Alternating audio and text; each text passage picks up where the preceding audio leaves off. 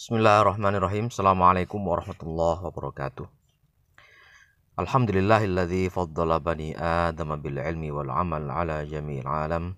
Wassalatu wassalamu ala Muhammadin sayyidil arabi wal ajam wa ala alihi wa ashabihi ya nabi'il ulumi wal hikam, amma ba'd.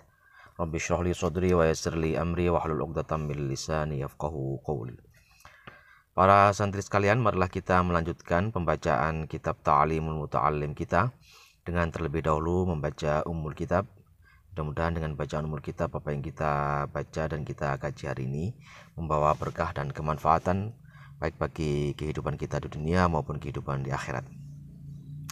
Ala hadhihi niyyah al-Fatihah. A'udzu billahi minasyaitonir rajim. Bismillahirrahmanirrahim. Alhamdulillahirabbil alamin arrahmanir rahim maliki yaumiddin iyyaka na'budu wa iyyaka nasta'in.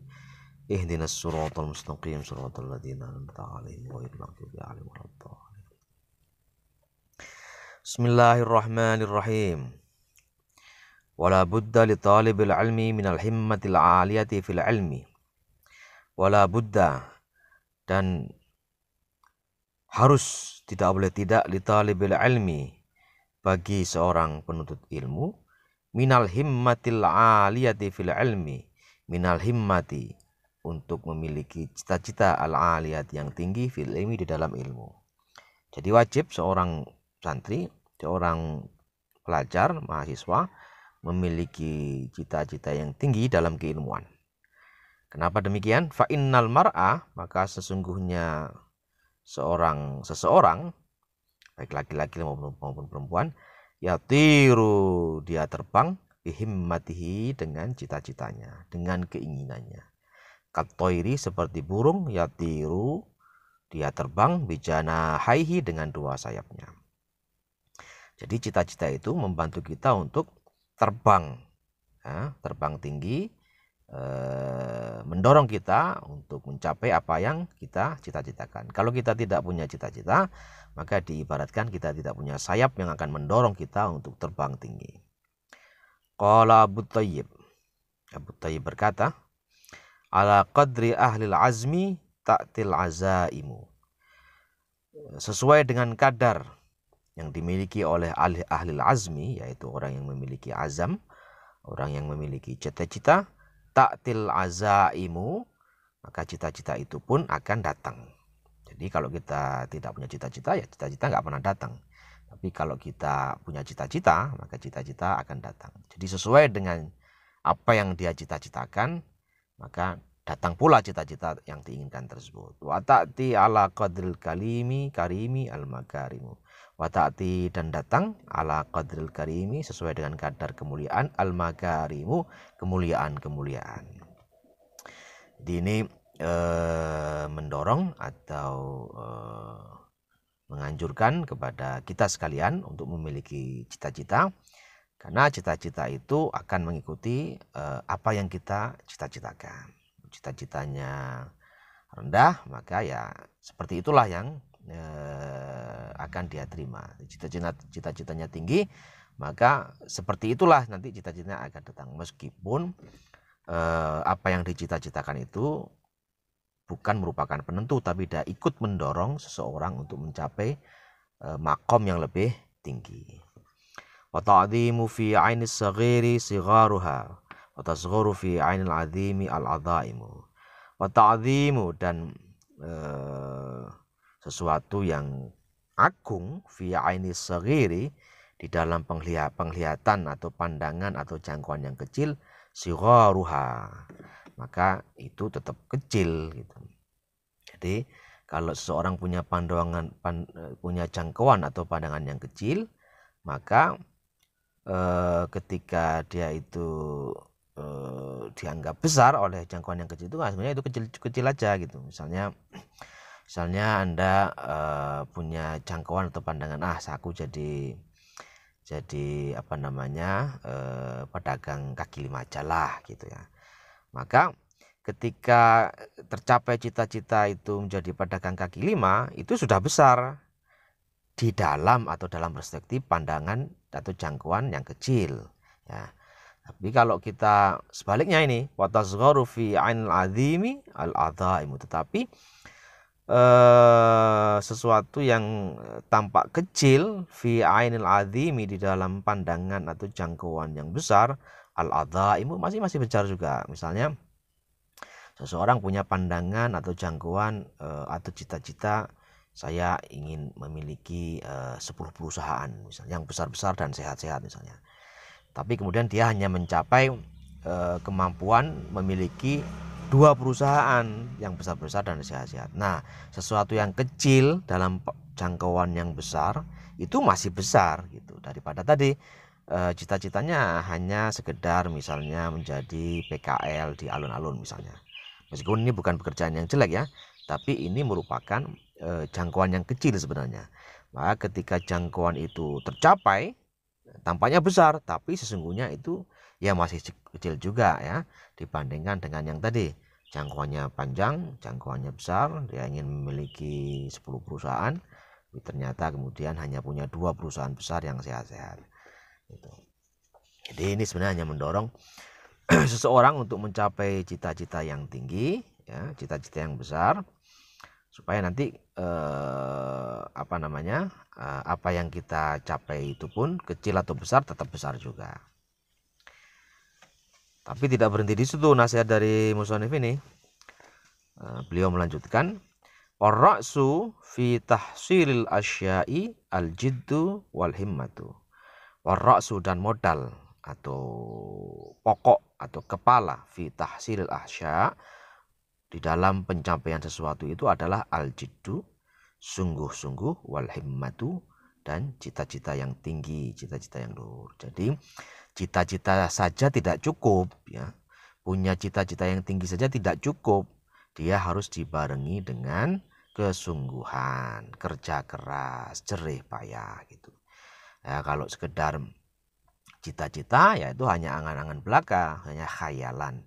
Tetapi kalau diiringi dengan kesungguhan, ya, kerja keras, upaya yang keras, jerih payah yang tinggi, maka dia akan mencapai apa yang dicita-citakan.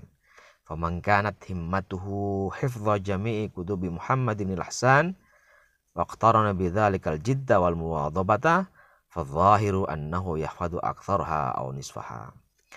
Famangkanat, maka barang siapa yang ada himmatuhu, itu cita-citanya adalah hifdha jami'i kutubi Muhammad bin Hasan, menghafal atau menguasai seluruh buku-buku yang ditulis oleh Muhammad bin Al-Hasan, seorang cendekia yang terkemuka. Waqtarana bidzalika, dan dia mengiringi cita-cita tersebut dengan al-jidda wal muwadhabata, yaitu kesungguhan dan komitmen yang tinggi. Fadzahiru, maka yang jelas, annahu, maka bahwasanya dia yahfadhu, menghafal atau menguasai, aktsarha, sebagian besar dari seluruh kitab-kitab itu, atau mayoritas dari kitab-kitab itu, atau setidaknya nisfaha, separuhnya gitu.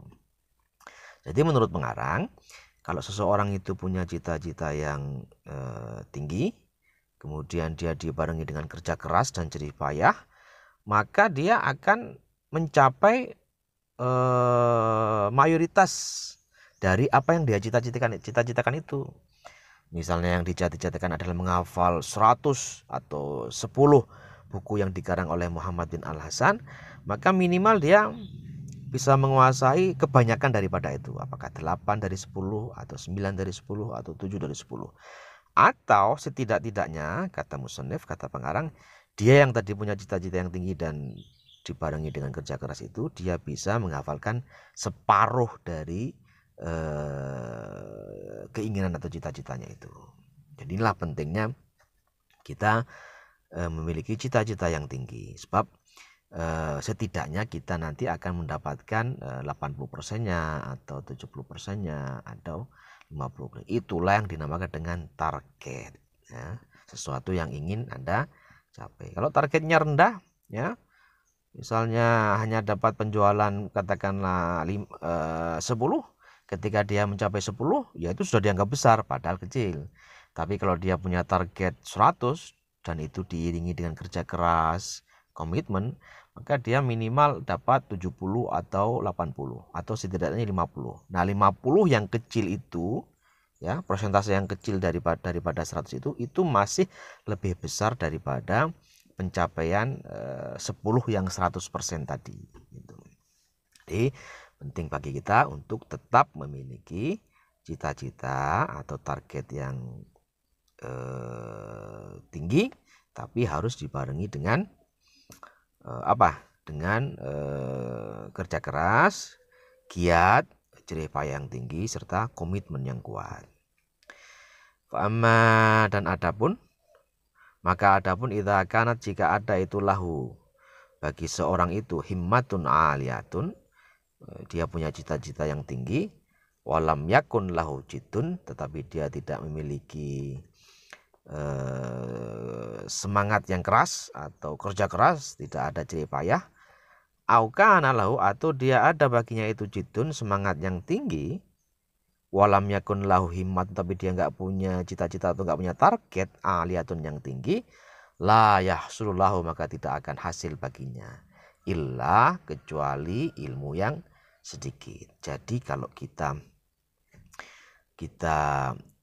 tidak punya target, ya kan, atau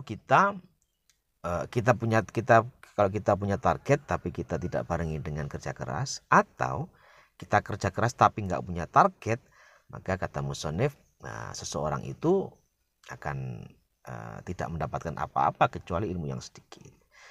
Nah, misalnya kita di perkuliahan atau di bangku kuliah punya target, punya IP 3,7 misalnya, tapi kita tidak kerja keras, ya, tidak ada jerih payah, ya kita akan hanya dapat IP yang sedikit. Atau kita punya cita-cita atau keinginan menguasai sebuah materi dalam bidang ilmu kita, ya, tapi tidak ada kerja keras, ya, maka kita akan mendapat ilmu yang sedikit aja. Atau kita kerja keras, ya, ingin belajar menguasai sebuah bidang ilmu, tapi tidak punya target. Nah, kata musannif, itu pun nanti hanya akan menghasilkan ilmu yang sedikit saja. Yang terbaik adalah kita punya target, kita punya cita-cita, tetapi target dan cita-cita tersebut diiringi dengan kerja keras.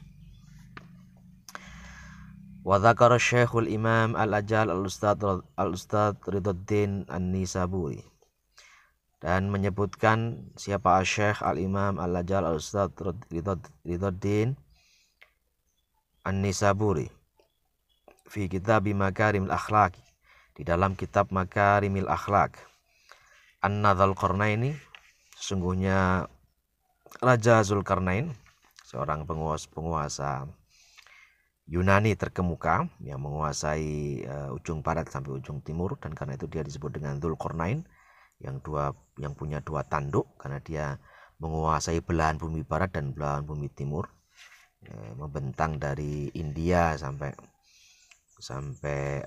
Eropa saat itu.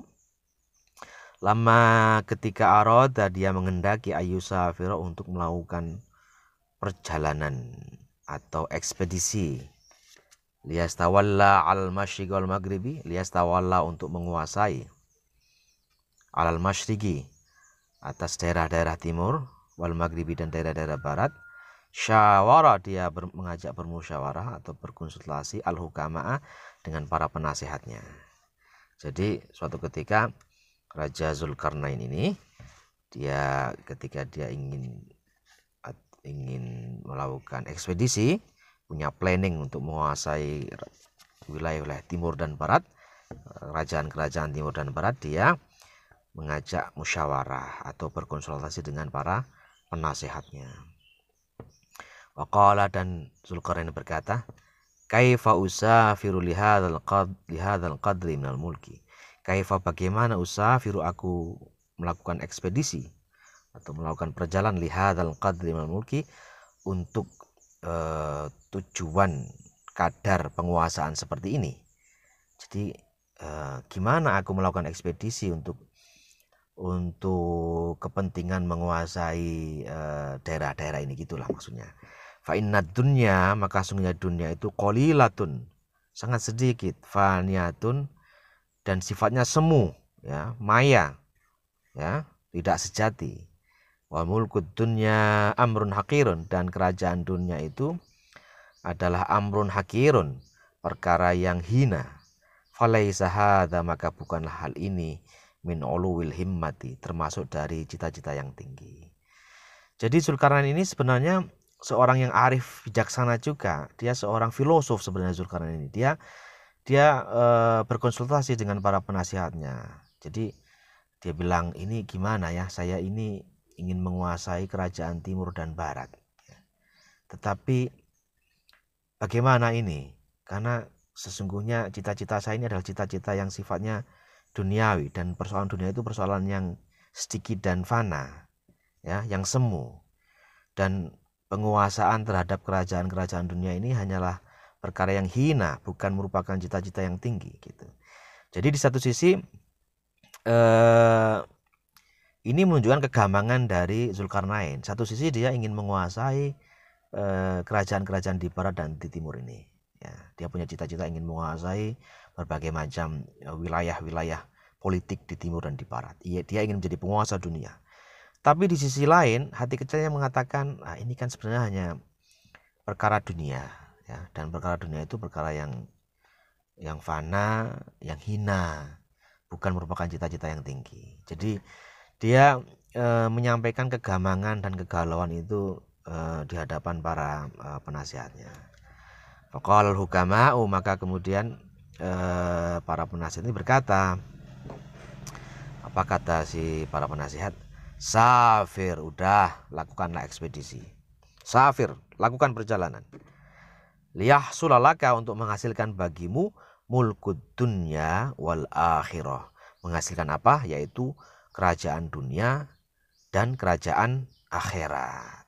Jadi para penasihat ini mengisyaratkan, ya kamu kalau melakukan ekspedisi tujuannya jangan hanya menguasai kerajaan-kerajaan dunia ini, jangan hanya orientasi dunia, orientasimu harus orientasi akhirat gitu. Dengan kata lain, kalau memang Zulkarnain ingin menguasai barat dan timur, maka kuasailah dengan niat baik, yaitu mungkin ingin mensejahterakan wilayah-wilayah tersebut, ingin menjadikan wilayah-wilayah tersebut menjadi bangsa-bangsa yang makmur, bangsa yang bertuhan, bangsa yang mengenal Allah, bangsa yang tentram, damai, ya, gitu. Jadi para penasihat mengatakan, enggak, cita-citamu itu bagus, tetapi lengkapilah orientasi dunia ini dengan orientasi akhirat. Nah, bagaimana respon Zulkarnain? Faqala, maka kemudian si Zulkarnain berkata, hadza hasanun, oh ini baik, oh iya betul, memang saya harus begitu. Nah, jadi apa yang diceritakan oleh musonif dari kisah yang disampaikan oleh Ustadz Ridhoddin An-Nisaburi itu bahwa setiap kita itu boleh memiliki cita-cita yang tinggi, ya. Mungkin ingin cepat lulus kuliah, mungkin ingin IP-nya tinggi, mungkin ingin S2, mungkin ingin S3, mungkin ingin jadi ilmuwan, jadi dosen, jadi apapun yang tinggi. Tetapi yang diajarkan oleh pengarang kitab ini adalah bahwa cita-cita yang tinggi itu harus tidak hanya berorientasi duniawi, tetapi juga harus berorientasi ukhrawi atau orientasi akhirat. Ya, kepentingan duniawinya ada, tetapi kepentingan akhiratnya juga ada. Dengan cara seperti itu, maka apa yang kita lakukan, apa yang kita cita-citakan, apa yang kita targetkan menjadi target yang bernilai ibadah, menjadi cita-cita yang bernilai ibadah. Kalau cita-cita itu tersampaikan atau tercapai, maka cita-cita itu pun nanti akan bernilai ibadah yang manfaatnya bukan hanya untuk kepentingan dunia, tapi juga untuk kepentingan akhirat. Saya kira itu untuk hari ini, mudah-mudahan ada manfaatnya. Billahi taufiq wal hidayah. Wassalamualaikum warahmatullahi wabarakatuh.